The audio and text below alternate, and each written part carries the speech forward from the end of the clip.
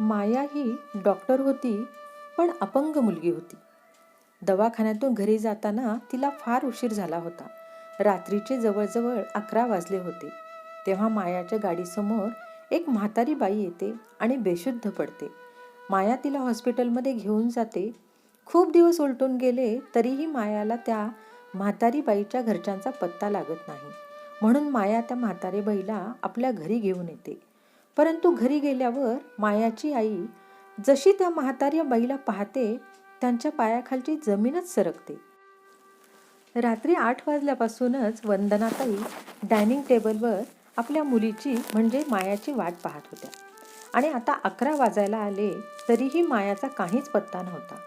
सुमनताईंनी खूप वेळा तिला फोन केला, पण तिचा फोन लागत नव्हता. बाहेर विजांच्या कडकडाटासह खूप जोराचा पाऊस पडत होता आणि हेच पाहून त्यांची काळजी अजूनच वाढत होती. म्हणत होत्या की देवा परमेश्वरा, कुठे राहिली असेल माझी मुलगी, कोणत्या अडचणीत तर नाही ना. विचार करता करता त्यांच्या मनामध्ये वाईट विचार येऊ लागले. त्या पटकन उठल्या आणि देवासमोर हात जोडून म्हणाल्या, देवा माझ्या मुलीची काळजी घे, तिला सुखरूप घरी परत घेऊन ये. आणि देवासमोर प्रार्थना करता करता त्यांच्या डोळ्यातून अश्रू वाहू लागले. माया एक डॉक्टर होती आणि मुंबईच्या एका मोठ्या हॉस्पिटलमध्ये इंटर्नशिप करत होती. तसे तर ती रोज जवळजवळ 10 वाजायच्या आसपास घरी येत होती. परंतु आज रविवार होता आणि रविवारच्या दिवशी ती गरीब वस्तीमध्ये जाऊन त्यांचा फ्रीमध्ये उपचार करत असायची आणि मग रविवारी ती 8 वाजेपर्यंत घरी येत असायची. परंतु ती आज आलीच नाही. जर कधी तिला उशीर होणार असेल तर ती फोन करून तिच्या आईला उशीर होणार आहे असे सांगायची. परंतु आज तर नाही तिने काही सांगितले आणि नाही कोणता फोन केला होता. वंदनाताई देवघरातून बाहेर आल्या आणि एकदा पुन्हा खिडकीतून बाहेर पाहू लागल्या. परंतु बाहेर खूप पाऊस पडत असल्यामुळे काहीच दिसत नव्हते. त्यांची भीती वाढतच चालली होती. त्यांनी पुन्हा एकदा मायाचा नंबर ट्राय केला, परंतु यावेळी सुद्धा लागला नाही. त्यांनी स्वतःला समजावले की आज खूप पाऊस आहे, असे सुद्धा होऊ शकते की ती कुठेतरी अडकली असेल. तरीही इतका वेळ कुठे लागला असेल असा विचार करून त्यांच्या हृदयाचे ठोके वाढू लागले. वाईट विचार मनातून जात नव्हते. त्या लक्ष विचलित करण्यासाठी खोलीतच इकडून तिकडे फिरू लागल्या. तेव्हाच दरवाजा वाजला आणि दरवाजा खोलला तर समोर माया होती. आई काय बोलणार त्या अगोदरच मायाने त्यांना मिठी मारली.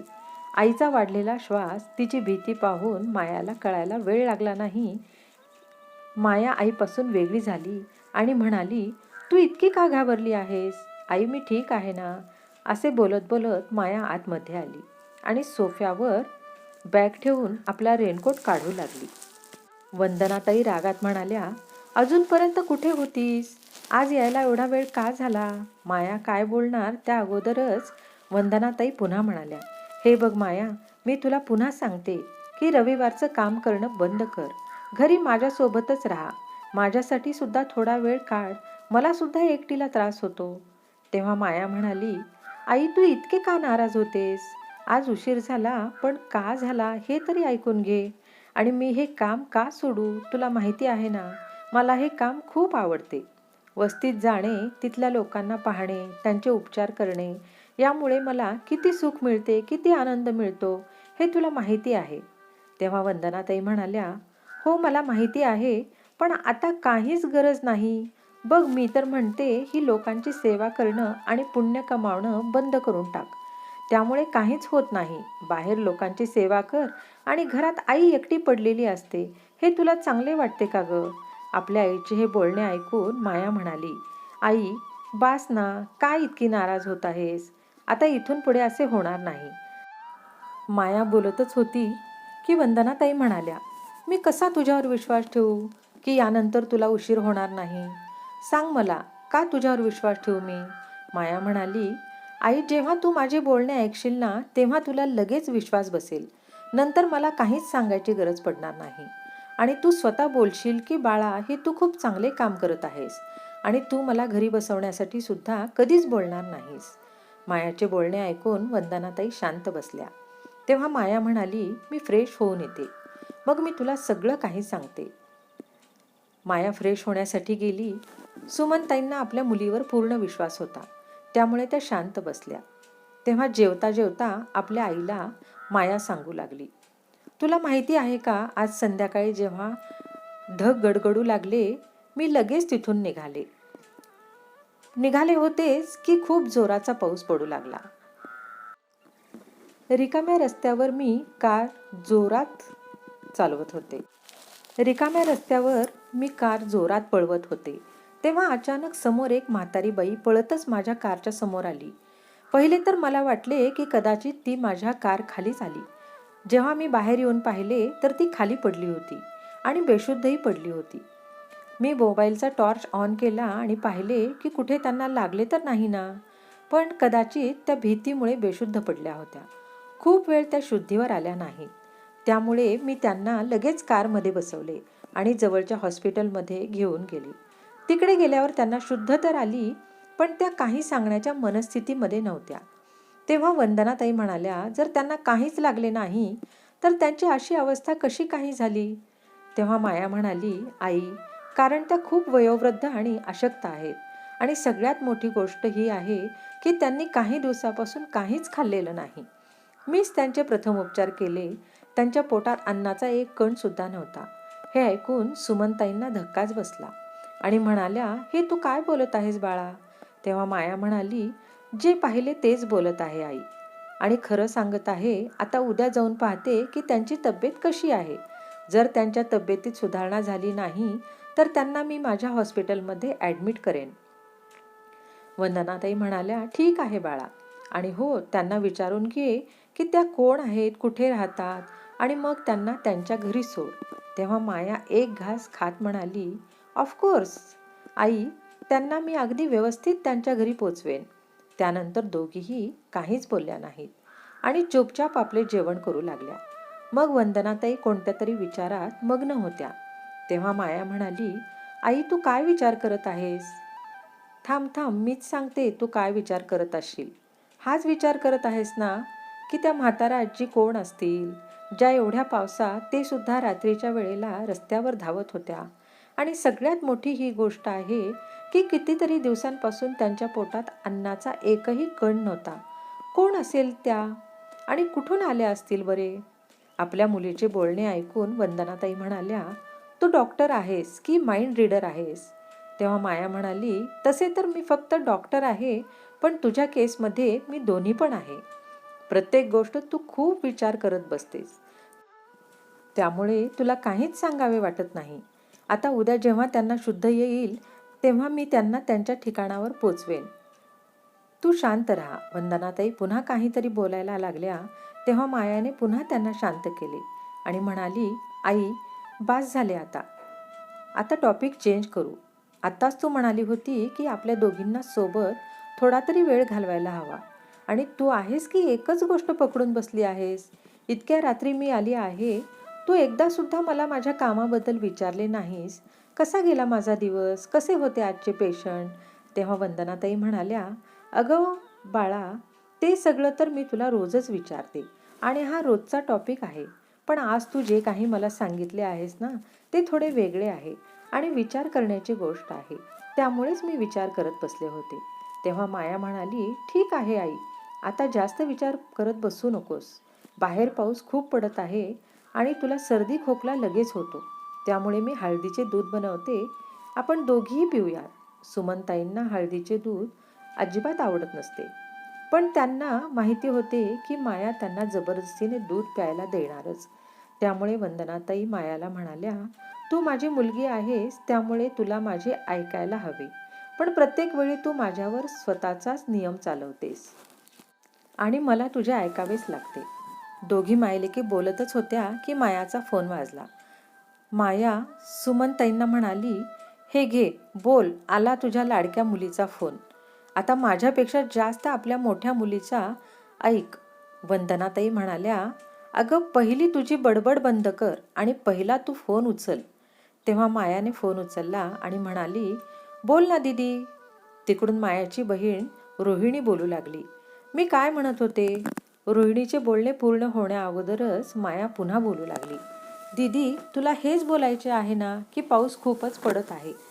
आईला लवकरच सर्दी होते, तिची काळजी घे, तिला हळदीचे दूध बनवून दे, वेळेवर औषधे दे, नाहीतर ती कधीच स्वतःच्या मनाने घेणार नाही. हेच बोलणार होती ना तू दीदी. मायाचे बोलणे ऐकून रोहिणी म्हणाली, अगं मी तर विसरलेच होते की माझी बहीण एक डॉक्टर आहे, तिला काही सांगायची गरज नाही.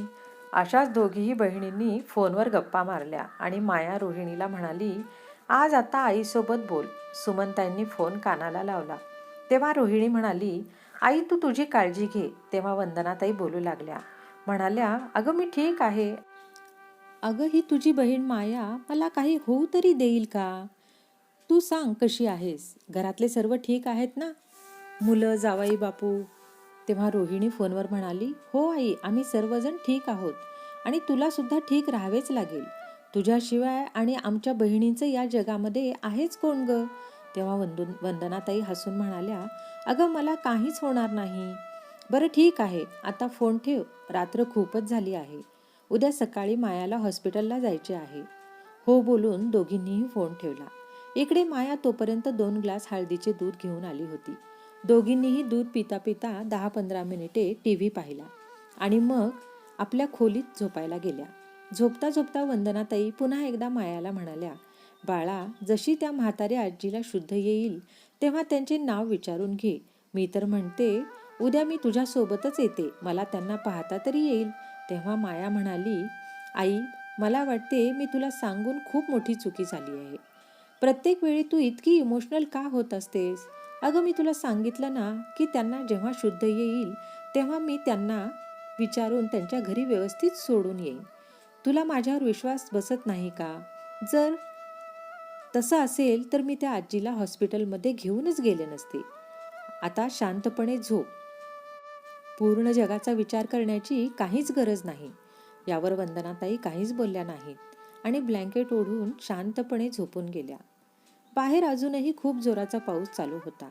माया आपल्या फोनमध्ये व्यस्त झाली आणि इकडे वंदनाताई ब्लँकेटच्या आत झोपण्याचा प्रयत्न करत होत्या. पण डोक्यामध्ये ती म्हातारी आजीच फिरत होती आणि सगळ्यात मोठी गोष्ट, त्यांच्या डोक्यात पुन्हा पुन्हा तेच येत होते की मागच्या काही दिवसांपासून त्यांच्या पोटात अन्नाचा एकही कण नव्हता. हीच गोष्ट त्यांना पुन्हा पुन्हा खटकत होती. हे परमेश्वरा, त्यांची आपल्या परिवाराशी भेट घडवून दे. सुमनताईंनी मनातल्या मनात देवाजवळ प्रार्थना केली आणि झोपून गेल्या. दुसऱ्या दिवशी सकाळी माया हॉस्पिटलला जात होती तेव्हा पुन्हा एकदा वंदनाताई बोलायला लागल्या. परंतु त्या अगोदर माया म्हणाली, आई, मला सगळे लक्षात आहे आणि हो, पहिल्यांदा मी त्या आजीलाच भेटायला जाणार आहे. वंदनाताई सुद्धा मायासोबत निघाल्या. परंतु माया म्हणाली, नाही आई, काहीच गरज नाही. हॉस्पिटलला का जायचं आहे तुला? काय गरज आहे का? तुझी सुद्धा आजकाल तब्येत ठीक नसते. जर तुला त्या आजींना भेटायचंच आहे तर मी तुला त्यांच्या घरी घेऊन जाईन. खुश. आता काही वेळानंतर माया तिच्या कारमधून हॉस्पिटलला पोहोचली. हॉस्पिटलला पोहोचली तेव्हा तिने पाहिले की म्हाताऱ्या आजीला शुद्ध आली होती, परंतु अजूनही त्या व्यवस्थित बोलू शकत नव्हत्या. मायाने त्यांना, आजी कशा आहात असे विचारले. तेव्हा आजीने हातानेच इशारा केला की आता त्यांना बरे वाटत आहे. तेव्हा त्यांना उठून हलका नाश्ता आणि ज्यूस देण्यात आला. माया आजीला म्हणाली, सॉरी आजी, काल रात्री तुम्ही माझ्या कारसमोर पडल्या होत्या. काल एवढा पाऊस पडत होता की मी तुम्हाला पाहू शकले नाही. पण एवढ्या पावसात तुम्ही कुठे धावत जात होत्या? त्या आजीने यावर काहीच उत्तर दिले नाही. तेव्हा माया पुन्हा म्हणाली, काल रात्री मी तुम्हाला इकडे घेऊन आले आहे. मला वाटते की तुम्ही आता बरे झाला आहात आणि आता तुम्ही घरी जाऊ शकता. तर मला आता सांगा, तुमचे घर कुठे आहे? म्हणजे मी तुम्हाला तुमच्या घरी नेऊन सोडते. आणि हो, काही औषधं सुद्धा लिहून देते. तुम्ही वेळेवर औषधं घ्या, म्हणजे अशक्तपणा दूर होईल आणि तुमची तब्येतही चांगली होईल. मायाचे बोलणे ऐकून आजींच्या डोळ्यात अश्रू आले, ज्याला त्यांनी अडवून ठेवले. तेव्हा माया म्हणाली, आजी, आता तुम्ही ठीक झाला आहात. तुम्हाला कुठे जखम झाली नाही. मला वाटते की अशक्तपणा आणि भीतीमुळे तुम्ही बेशुद्ध झाला होतात. आणि अजून एक गोष्ट, मागच्या काही दिवसांपासून तुम्ही जेवल्या का नाहीत? आता या वयात कोणता उपवास करत होत्या? पुन्हा एकदा आजीने काहीच उत्तर दिले नाही. आणि एकदा मायाला असे वाटले की आता आजी बोलणार नाही. त्यांना वाटत असेल की मी त्यांचा उपवास तोडेल. त्यामुळेच तर मी एक स्त्री असून मला स्त्रियांचे वागणे अजिबात आवडत नाही. या स्त्रिया आपल्या तब्येतीकडे दुर्लक्ष करून सगळ्यांसाठी उपवास करतात, सगळ्यांचा विचार करतात, पण स्वतःसाठी विचार करायला त्यांच्याकडे वेळच नसतो. आता इथेच पहा, या आजींची अर्धी लाकडं मशनात गेली, पण उपवास मात्र करणार. मी एवढा विचारात आहे तरी काहीच बोलत नाही. शांत शांतच बसलेत. मनातल्या मनात माया बोलत होती आणि नकारार्थी मान हलवत होती. मायाने पुन्हा एकदा विचारले, बरं तुमचे घर कुठे आहे? कुठे राहता तुम्ही? तुमच्या घरी कोण असेल तर मला सांगा. मी त्यांना कॉल करून इकडे बोलावते, नाहीतर तुम्हाला तुमच्या घरी सोडते. मायाचे बोलणे ऐकून यावेळी आजीला राहवले नाही आणि त्यांच्या डोळ्यातून अश्रू वाहू लागले. तेव्हा माया म्हणाली, काय झाले आजी? काय रडत आहात? मी तुम्हाला घरी सोडेन ना, माझ्यावर विश्वास नाही आहे का? आजीने हळूच होकारार्थी मान हलवली. तेव्हा माया पुन्हा म्हणाली, तर मग लवकर सांगा, तुम्ही कुठे राहता? मग आजी फुसफुस करत म्हणाली, मंदिराजवळ राहता का तुम्ही? चला तर मग तुम्हाला मी तिथे सोडते. मला गाडीतच तुमचा घराचा पत्ता सांगा. बोलता बोलता मायाने आजीचा हात पकडला आणि आपल्या कारमध्ये बसवले आणि निघाली. आजीने सांगितलेल्या पत्त्यावर काही वेळानंतर मंदिर आल्यानंतर आजीने थांबवण्याचा इशारा केला. तेव्हा तिथे मायाने आजीला उतरवले आणि आजीला म्हणाली, आजी आता सांगा तुमचे घर कोणत्या गल्लीत आहे? मी तुम्हाला तिथे सोडून येते. तेव्हा आजी लगेच म्हणाल्या, नाही बाळा, मी माझ्या घरी जाईन. तेव्हा माया म्हणाली, नाही आजी, मी तुम्हाला तुमच्या घरी सोडते, नाहीतर तुम्ही पुन्हा चक्कर येऊन रस्त्यातच पडाल आणि तुमच्या घरचे मलाच खूप बोलतील. तेव्हा आजीने बहाणा बनवला की इथेच मंदिरमध्ये थोडा वेळ मी बसेन, मग जाईन मी चालत. बाळा, तू तुझ्या कामावर जा, तुला खूप उशीर होत आहे. उशीर तर खरंच मायाला होत होता. तिने आजीला त्या मंदिरामध्ये सोडले आणि हॉस्पिटलला निघाली. कारमधून तिने तिच्या आईला सुमनताईंना फोन केला आणि सांगितले की मी त्या आजीला त्यांच्या घरी सुखरूप पोहोचवले आहे. आता त्या पूर्णपणे ठीक आहेत. मायाचे बोलणे ऐकल्यानंतर वंदनाताई खुश झाल्या. जवळजवळ 2-3 दिवसानंतर माया पुन्हा त्या रस्त्याने जात होती. तेव्हा तिच्या मनात विचार आला की आजी जर यावेळी त्या मंदिरात असतील तर कदाचित त्यांची भेट झाली असती.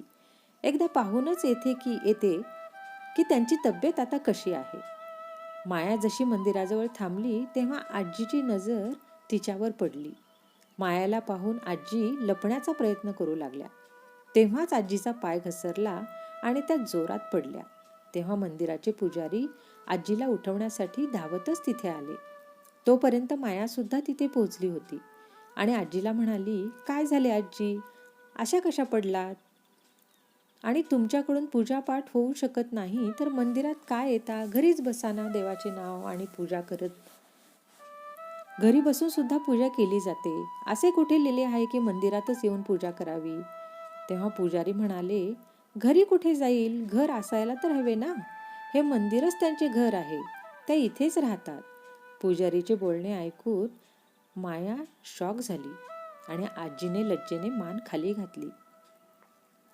आता मायाला कळाले की हॉस्पिटलमध्ये कोणीच आजीला भेटायला का नाही आले आणि नाही त्यांची कोणी बातमी घेतली. आता मायाला त्यांच्याबद्दल जाणून घेण्याची उत्सुकता होऊ लागली. माया पुजारींना म्हणाली, परंतु पुजारी काका या पहिल्या कुठेतरी राहत असतीलच ना? तेव्हा पुजारी म्हणाले, राहत होत्या ना, पण आता नाही. त्यांची मुलं सुना परदेशात राहतात. जे घरी राहतात ते यांना सांभाळायला तयार नाहीत. मागच्या काही दिवसापासून या आजी इथेच राहतात. मंदिरात जो प्रसाद चढवला जातो तेच त्या खातात आणि इथेच रात्री झोपून जातात. बाळा, यापेक्षा जास्त मला काही माहिती नाही. आता पुढचे जे तुला काही विचारायचे असेल ते तू या आजींना विचार. पुजारीजींचे बोलणे ऐकून माया खूप गंभीर झाली होती, इमोशनल होऊ लागली होती, पण तिने दाखवले नाही. तिने थोडा वेळ शांत राहून विचार केला की आता काय करू? हे खरं आहे का? कदाचित खरेच असेल, नाहीतर हॉस्पिटलमध्ये त्यांना घ्यायला कोणीतरी आलेच असते. आता काय करू? मी आजींना घरी घेऊन जाऊ का? पण एकदा आईला विचारायला हवे. परंतु तिच्या आईने फोन उचलला नाही. तेव्हा मायाने काहीच विचार न करता आजींचा हात पकडला आणि त्यांना घेऊन आपल्या घरी निघाली. रस्त्यात आजी मायाला कृतज्ञतेच्या नजरेने पाहत होती. तेव्हा माया आजींना म्हणाली, काय झाले आजी, अशा का पाहत आहात? मायाचे बोलणे ऐकून आजी भावूक झाल्या आणि म्हणाल्या, खूप खुश राहा बाळा, खूप पुढे जा आणि प्रगती कर. आई वडिलांचे नाव मोठे कर. असे बोलून आजीने आपला हात तिच्या डोक्यावरून फिरवला, ज्यामुळे मायाला आपलेपणा जाणवला. असे वाटले की जसे काय कोणते तरी खास आणि खोल नाते आहे दोघींच्या मध्ये. खरंच काहीतरी नाते आहे का? मायाचे मन आजीच्या परिवाराबद्दल विचारण्यासाठी उत्सुक होते, पण तिने काहीच विचारले नाही, कारण त्यांना वाईट वाटायला नको. तेव्हा आजी म्हणाल्या, मला पाहून तुझ्या घरच्यांना नाही आवडले तर ग? तेव्हा माया म्हणाली, नाही, असे बिलकुल होणार नाही, तुम्ही काळजी करू नका. मग आजीने तिच्याबद्दल विचारले. तेव्हा माया सांगू लागली, आजी, माझे नाव माया आहे. घरी फक्त माझी आई आणि मीच राहतो. 2 बहिणी आहेत, त्यांची लग्ने झाली आहेत. आम्हाला भाऊ नाही आणि वडीलही नाहीत. ते खूप अगोदर आम्हाला सोडून देवाघरी गेले.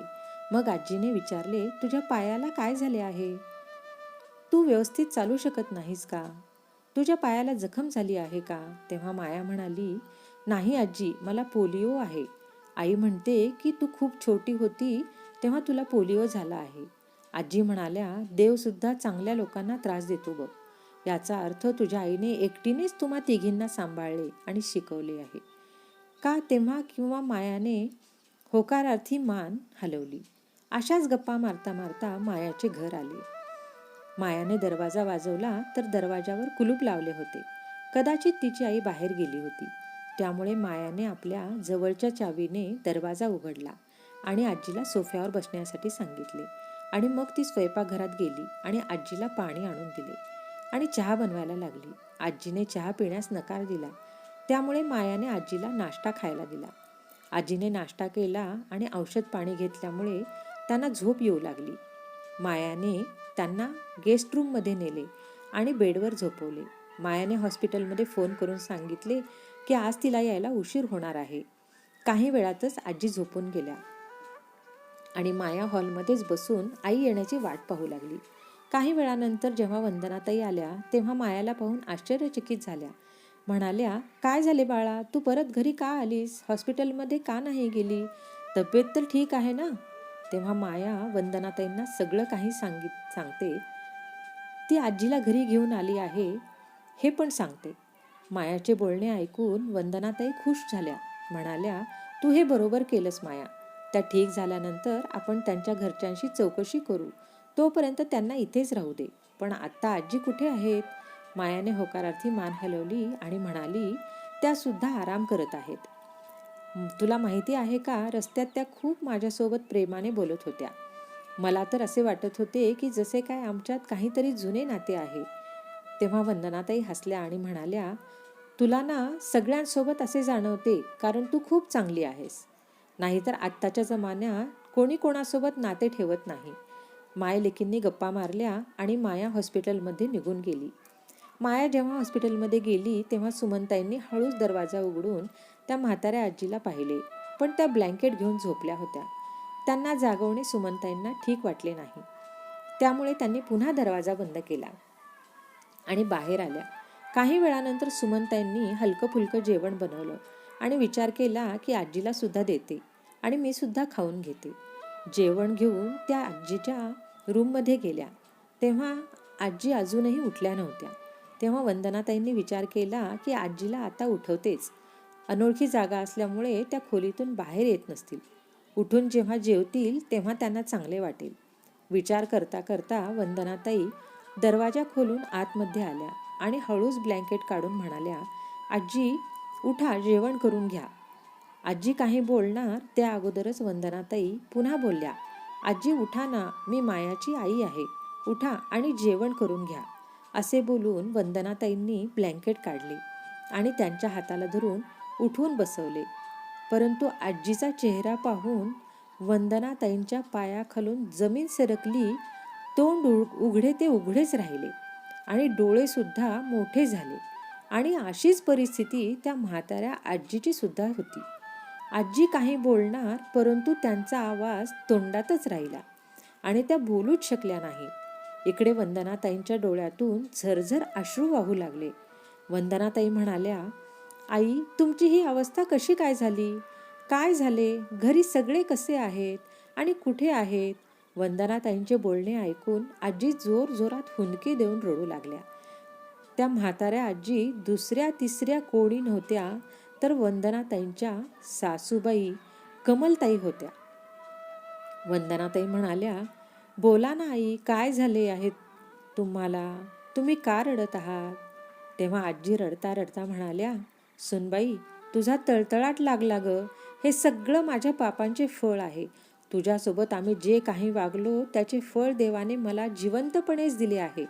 तेव्हा वंदनाताई म्हणाल्या, आई, तुम्ही हे काय बोलत आहात? काय झाले आहे? सरळ सरळ सांगा. तेव्हा आजी कमलबाई म्हणाल्या, काय सांगू आणि किती सांगू सुनबाई? सगळ्यांनी मला घरातून बाहेर हाकलून दिले. कोणीच मला ठेवायला तयार नाही. लोक खरंच म्हणतात की आपल्या कर्माचं फळ आपल्याला याच जन्मात भोगावे लागते. ज्या मुलासाठी आणि सुनेसाठी सगळं काही केलं, बरोबर चूक काहीच पाहिलं नाही, त्यांनीच मिळून माझी ही अवस्था केली आहे. आजीबाई बोलता बोलता रडू लागल्या आणि इकडे वंदनाताईंच्या डोळ्यासमोर जुन्या आठवणी ताज्या झाल्या. त्या भूतकाळात गेल्या. वंदनाताईंचे नवीन नवीन लग्न झाले होते. त्यांचे पती मोहनराव सरकारी शाळेत शिक्षक होते. 3 जावांमध्ये वंदनाताई सगळ्यात छोटी सुनबाई होत्या आणि गरीब परिवारामधून आलेल्या होत्या. बाकी त्यांच्या दोन्ही मोठ्या जावा श्रीमंत घराण्यातून आलेल्या होत्या. त्यामुळे सासूबाई 5 गोष्टींसाठी कायमच वंदनाताईंना टोमणे द्यायच्या. त्या काही बोलायला गेल्या तर दोन्ही मोठ्या जावा सुद्धा सासूबाईंना साथ द्यायच्या आणि तिघी मिळून वंदनाताईंना खूप काही ऐकवायच्या. कधी कधी सणासुदीला दोन्ही मोठ्या जाऊबाईंच्या घरून खूप सारे सामान यायचे आणि वंदनाताईंच्या घरून थोडेफार सामान यायचे. या गोष्टीसाठी सुद्धा वंदनाताईंना खूप काही ऐकवले जायचे. कितीतरी वेळा वंदनाताई या गोष्टीला विरोध करणार होत्या, परंतु त्यांचे पती नकार द्यायचे. म्हणायचे, आईसमोर काहीच बोलत जाऊ नकोस. त्यामुळे वंदनाताई मन मारून राहत होत्या. वंदनाताईंना अजूनही आठवतं, जेव्हा पहिली मुलगी झाली तेव्हा सासूबाईंनी किती तोंड केलं होतं. म्हणाल्या होत्या की नातवाचं तोंड पाहायचं होतं आणि नात झाली. हिच्या माहेरच्या वळणावरच गेली, नाहीतर आमच्या खानदानात सगळ्यांना पहिला मुलगाच झाला. एवढेच नाही तर घरातल्या पाळीव प्राण्यांना सुद्धा पहिला मुलगाच झाला आणि हिला मुलगी झाली. तेव्हा वंदनाताईंना खूप रडू आलं होतं, पण त्यांनी सगळं सहन केलं. परंतु जेव्हा वंदनाताईंना दुसरी मुलगी झाली तेव्हा तर दुःखाचा डोंगरच कोसळला होता. सासूबाई वंदनाताईंना व्यवस्थित खायला प्यायला सुद्धा देत नव्हत्या आणि वरून आपल्या मुलाचे कानही भरू लागल्या की या वंदेपासून तुला नातू भेटणार नाही, तू दुसऱ्या लग्नाचा विचार कर. आता तर जाऊबाई सुद्धा टोमणे मारू लागल्या की तुला मुलगा नाही, तू निपुत्रिक आहेस. वंदनाताई जेव्हा हे सगळं आपल्या नवऱ्याला सांगत तेव्हा मोहनराव हसून म्हणायचे, ज्याला जे म्हणायचे आहे ते म्हणू देत, मी तुझ्या सोबत आहे ना, तुला अजून काय हवं आहे? आपल्या नवऱ्याचे बोलणे ऐकून वंदनाताई खूप खुश होत. दोघेही नवरा बायको विचार हाच होता की मुलगा नसला म्हणून काय झाले, मुली तर आहेत ना. परंतु सासरच्या लोकांबरोबर माहेरच्या लोकांचा देखील त्यांच्यावर दबाव टाकला गेला. त्यामुळे त्यांनी तिसऱ्या मुलाबद्दल विचार केला, पण देवाला देखील तेच मान्य होतं आणि तिसरी ही मुलगीच झाली. आता मात्र सासूबाई म्हणाल्या, तू अपशकुनी आहेस, फक्त मुलींना जन्म घालते आहेस. असे असल्यावर माझ्या मुलाचा वंश कसा वाढणार? तू या घरातून चालती हो, तू फक्त मुलींची जन्मदात्रीच आहेस. वंदनाताईंना सासूबाईने तिच्या माहेर घरी हाकलून दिले. इकडे घरी कमलताई मोहनराववर सुद्धा दुसऱ्या लग्नाचा दबाव टाकू लागल्या. तेव्हा मोहनराव हसून आईला म्हणायचे, आई, मुलगी असली म्हणून काय झाले? आजकाल मुलगा मुलगीमध्ये काहीच फरक नाही. पण कमलबाईंना ते कुठे समजणार होते. त्यांना तर फक्त नातूच हवा होता. दररोज सकाळ संध्याकाळ त्या जप लावायच्या की मुलगाच हवा, मुलगाच हवा, नातूच हवा. एका संध्याकाळी जोरदार पाऊस पडत होता. वंदनाताईंचे पती मोहनराव कामानिमित्त बाहेर गेले होते. घरी परतताना पावसामुळे त्यांचा अपघात झाला आणि जागेवरच त्यांचा मृत्यू झाला. वंदनाताईंच्या डोक्यावर दुःखाचा डोंगर कोसळला. काय करावे काय नाही त्यांना काहीच सुचत नव्हते. परंतु त्यांच्या नवऱ्याच्या सरकारी नोकरीमुळे त्यांना अनुकंपा तत्वावर शिक्षिकेची नोकरी मिळाली. परंतु सासरच्या लोकांना तेही सहन होत नव्हते. त्यांना असे वाटत होते की ही नोकरी वंदनाताईंच्या दोन्ही दिरांपैकी एकाला मिळावी. पण वंदनाताई हट्ट धरून बसल्या की माझ्या मुली आहेत, मी त्यांचे पालन पोषण कसे करणार? मला नोकरी करायची आहे आणि मी ती करणारच. त्यामुळे वंदनाताईंच्या दोन्ही दिरांनी आणि जाऊबाईंनी कमलताईंना खूप भडकवलं आणि सगळे एकत्र येऊन वंदनाताईंना घरातून बाहेर हाकलून देतात. वंदनाताई रडत होत्या, विनवण्या करत होत्या, मी 3 मुलांना घेऊन कुठे जाणार? मला माझ्या माहेरी सुद्धा कुणाचाच आधार नाही. मला तुमच्याकडून काहीच नको, फक्त राहण्यासाठी एक घर द्या. परंतु कोणालाच वंदनाताईंची दया आली नाही. त्यांनी कमलबाईंचे पाय पकडले आणि म्हणाल्या, आई तुम्ही तरी माझे ऐका ना. तुम्ही माझ्या सासूबाई आहात, माझ्या मुलीच्या आजी आहात. कमीत कमी तुम्ही तरी मला समजून घ्या. 3 मुलींना घेऊन मी कुठे जाणार? मी तुमच्याकडे काहीच मागणार नाही, फक्त डोक्यावर एक छत हवे आहे. मी आणि माझ्या मुली तिथेच राहू. मी त्यांचं पालन पोषण करेन. परंतु कमलबाईंनी वंदनाताईंना लाथ मारली आणि म्हणाल्या, तू माझ्या मुलाला खाऊन टाकलंस आणि आता कोणत्या अधिकाराने तू इथे राहणार आहेस? तू निघून जा या घरातून. आणि जर मुलींना सांभाळायचंच नाही तर एवढ्या मुलींना जन्माला का घातलंस? फेकून दे आणि मारून टाक. तुला जे करायचं ते कर. तू इथून निघून जा, म्हणजे आम्हाला शांती लाभेल. वंदनाताईंना घरात ठेवून घ्यायला कोणीच तयार नव्हते. तेव्हा त्या आपल्या 3 मुलींना घेऊन घरातून निघाल्या. जमीन, संपत्ती, घर काहीच हातात नव्हतं. अगदी एक वेळचे जेवण सुद्धा कोणी त्यांना दिले नाही. वंदनाताईंना आता काहीच कळत नव्हतं की आता काय करावं, कुठे जावं. त्या असहाय्य झाल्या होत्या. पण त्याचवेळी त्यांच्या शाळेतल्या प्रिन्सिपल सरांनी त्यांना मदत केली. शाळेतल्या प्रिन्सिपल सरांनी वंदनाताईंना शाळेत राहण्याची परवानगी दिली आणि म्हणाले, जेव्हा तुमच्या घराची व्यवस्था होईल तेव्हा तुम्ही तिकडे जाऊ शकता. त्यानंतर वंदनाताई आपल्या 3 मुलींना घेऊन त्या शाळेत राहू लागल्या. पण याच दरम्यान त्यांच्या छोट्या मुलीची मायाची तब्येत खराब झाली. त्या डॉक्टरांकडे गेल्या आणि तिथेच त्यांना समजलं की तिला पोलिओ झाला आहे. खूप उपचार केले, परंतु पाय पूर्णपणे बरा झाला नाही. त्यामुळे तिने व्यवस्थित चालू शकत नव्हती. शाळेमध्ये तर त्या राहू लागल्या, पण लोक आणि इतर शिक्षक त्यांची चेष्टा करू लागले. तेव्हा वंदनाताईंना जाणवले की फक्त बाईच बाईची शत्रू नसते, तर पुरुषही मोठे शत्रू होऊ शकतात. अपमानाच्या त्या भरात त्यांनी एक खोली भाड्याने घेतली आणि त्या तिथे राहू लागल्या. हळूहळू त्यांनी घरातल्या वस्तूंसोबतच एक जागाही विकत घेतली आणि तिथे त्यांनी घर बांधायला सुरुवात केली. त्यांच्या 3ही मुली खूप हुशार आणि समजदार होत्या. अभ्यासात तेजस्वी होत्या आणि शिक्षण पूर्ण होताच वंदनाताईंनी आपल्या 2 मुलींचे लग्न हुंडा न देता केलं. परंतु छोटी मुलगी पोलिओमुळे अपंग होती. त्यामुळे वंदनाताईंना तिची चिंता वाटायची. तेव्हा माया आईला म्हणायची, आई तू माझ्या लग्नाची चिंता करत बसू नकोस. मला शिकू दे. मला डॉक्टर व्हायचे आहे. मी माझं शिक्षण पूर्ण करून स्वतःच्या पायावर उभी राहील, मग आपण लग्नाचा विचार करू. तेव्हा वंदनाताई म्हणायच्या, मी शाळेत एक शिक्षिका आहे. तुला डॉक्टर बनवण्यासाठी खूप पैसे लागतील. तेवढे पैसे मी कुठून आणू? पण म्हणतात ना की मनापासून आवड असली की सर्व काही शक्य होते. मायाच्या मोठ्या बहिणीने आणि दाजींनी तिला खूप मदत केली.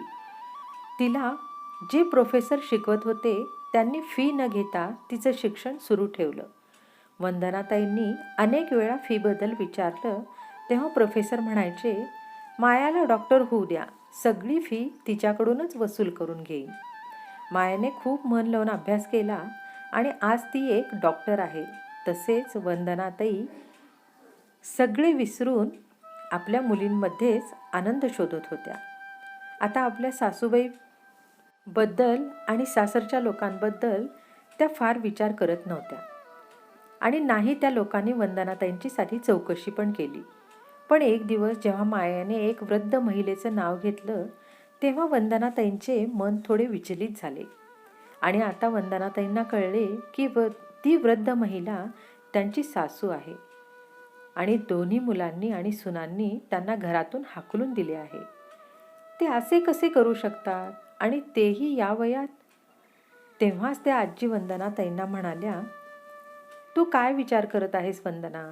तुला माझ्या बोलण्यावर विश्वास नाही का? विश्वास बसणार नाहीच म्हणा. मी तुला एवढे दुःख आणि त्रास दिला आहे, तू माझ्यावर कसा विश्वास ठेवशील?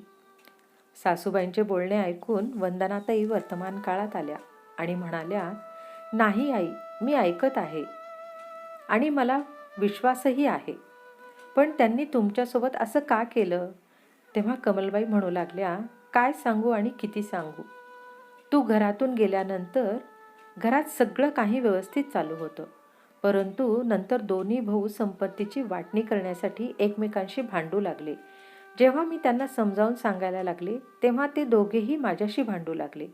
शेवटी त्रासून सगळ्या संपत्तीची वाटणी करून दिली आणि जेव्हा मी स्वतःसाठी वाटणी ठरवली तेव्हा दोघेही मोठ्या मनाने म्हणाले, आम्ही तुला सांभाळू. परंतु त्यातही त्यांची भांडणे होऊ लागली. म्हणू लागले की तू आईला सांभाळ, तू आईला सांभाळ. शेवटी 6-6 महिने ठरवून मी दोघांकडे राहण्यासाठी तयार झाले.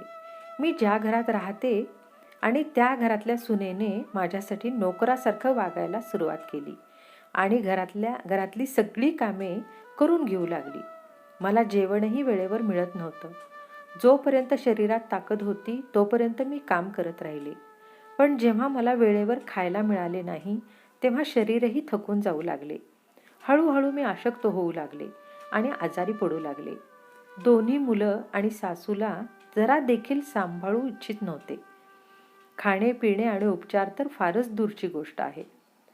नातवंड बोलायची की आजीला खायला द्या, परंतु दोन्ही सुना ठसक्यात म्हणायच्या की हे म्हातारी कधी मरणार आहे काय माहिती. हे सगळे ऐकून मला सहन झाले नाही. तेव्हा घरातून बाहेर पडून मी मंदिरात राहू लागले. माझी साधी कुणी चौकशीही केली नाही, मला घरी पुन्हा बोलावले पण नाही. पण एक सुनबाईला एकदा गोष्ट आठवली की माझ्या हातात सोन्याच्या बांगड्या आहेत. त्या सोन्याच्या बांगड्या घेण्यासाठी तिने मला पुन्हा घरात बोलावलं आणि माझ्यासोबत बोलता बोलता कमलबाई खूपच रडू लागल्या. तेव्हा वंदनाताई त्यांना जवळ घेतलं आणि डोळ्यातलं पाणी पुसू लागल्या. म्हणाल्या, आई तुम्ही का रडत आहात आणि त्या रात्री तुम्ही कुठे जात होतात? वंदनाताईंचे बोलणे ऐकून कमलबाई शांत बसल्या. तेव्हा वंदनाताई पुन्हा म्हणाल्या, आई सांगा ना, तुम्ही एवढ्या रात्री कुठे जाणार होत्या, ते सुद्धा एवढ्या मुसळधार पावसात? तेव्हा कमलबाई खाली मान घालून हळूच म्हणाल्या, जीव द्यायला चालले होते सर. सासूबाईंचे बोलणे ऐकून वंदनाताईंना तर चक्करच आली. वंदनाताई नर्वस होत म्हणाल्या, हे तुम्ही काय बोलत आहात? तेव्हा कमलबाई म्हणाल्या, बरोबर बोलत आहे ग मी. दोघांनी सगळं काही हिसकावून घेतलं. हातात 2 सोन्याच्या बांगड्या होत्या आणि त्यावरही त्यांची नजर होती. कधी मी मरेन आणि कधी त्या सोन्याच्या बांगड्या त्यांच्या हाताला लागतील हाच ते विचार करत असायचे. मी त्या त्यांना नाही देणार. हे जेव्हा त्यांच्या लक्षात आले तेव्हा त्यांनी माझे खाणे पिणे बंद केले. पाणी पिऊन पिऊन मी किती दिवस उभी राहणार ग? जेव्हा सहन झालं नाही तेव्हा मुसळधार पावसात घरातून बाहेर पडले. पण देवाला दुसरंच काहीतरी मान्य होतं. त्याने मला मरू दिलं नाही आणि माझ्या नातीला माझ्या मदतीसाठी पाठवले.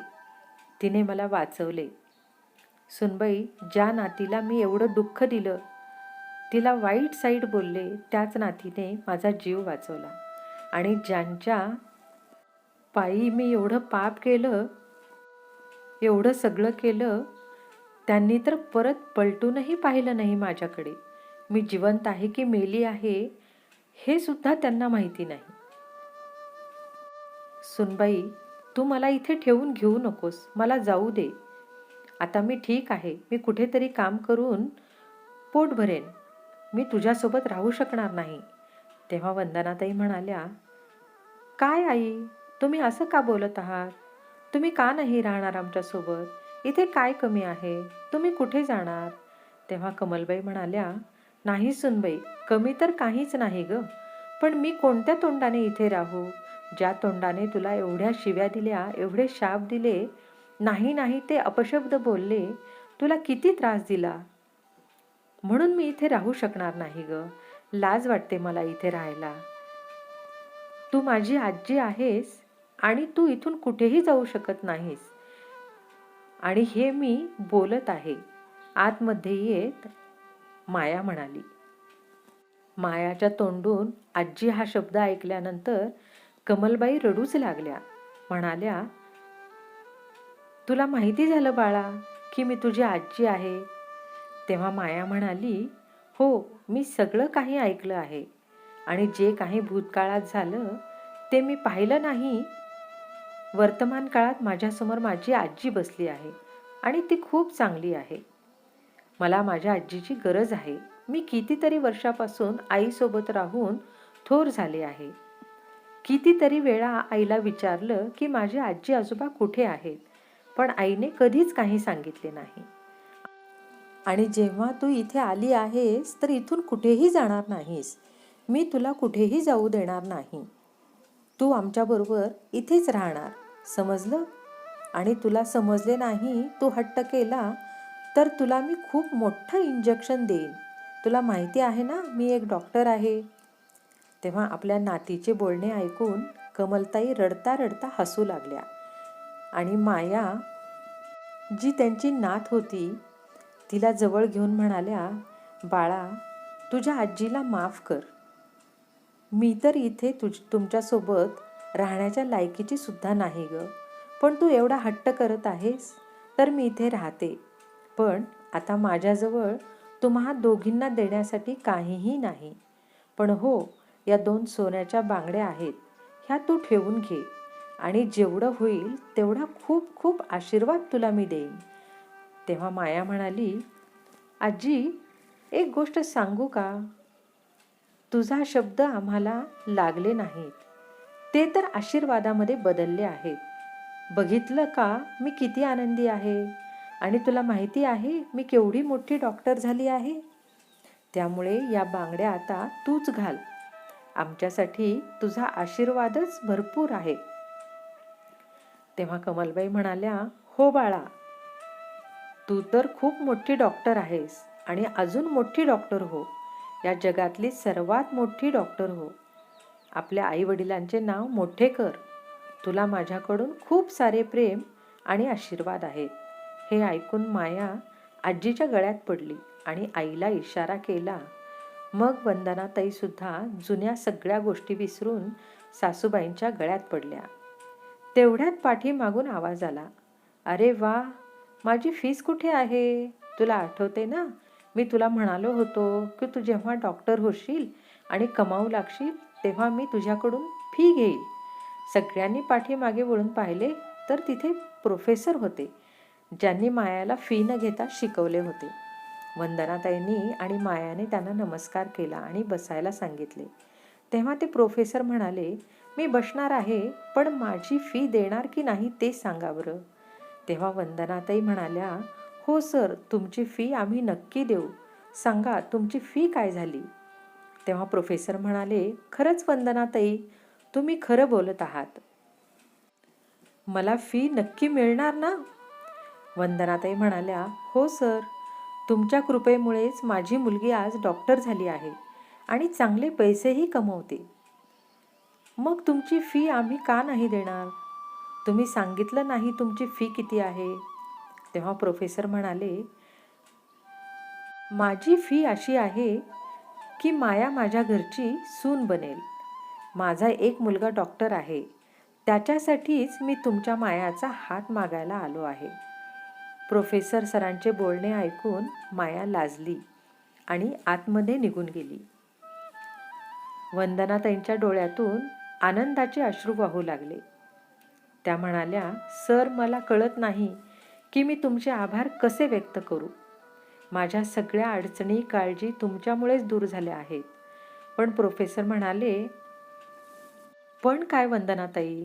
तेव्हा वंदनाताई म्हणाल्या, माझी मुलगी अपंग आहे आणि तुमच्या मुलाला हे मान्य आहे का? वंदनाताई बोलतच होत्या की त्याआधीच प्रोफेसर म्हणाले, तुम्ही असे का बोलत आहात ताई? मला आणि माझ्या मुलाला दोघांनाही माया आवडते आणि तिचं अपंग असणं त्याची आम्हाला काहीही अडचण होणार नाही. जर तुम्ही हो म्हणत असाल तर पंडितांना भेटून लवकर साखरपुडा आणि लग्नाचा शुभमुहूर्त काढूयात.